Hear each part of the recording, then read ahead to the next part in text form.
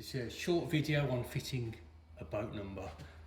So firstly, line it up as best you can, get your height ready. I've taped it in the centre and I've just put this one here to give it a bit extra bit of stability. So pull it away.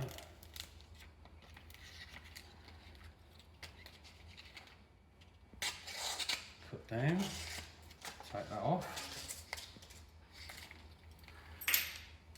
Use an old credit card. I'm using a Co-op card, but any card will do. Just gently rub it on.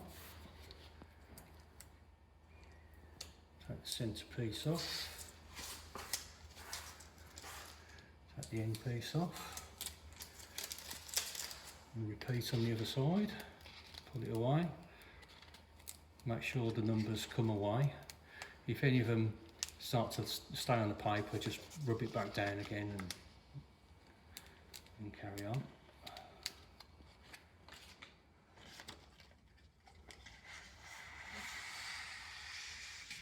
There we go. Now this is a newly painted surface, so I'm going to spray over it a bit of water before I take it off to release the graphic from the application tape on the top. But if you're doing it on an old painted surface, you won't have to do this. And then it just makes it a bit easier to peel away.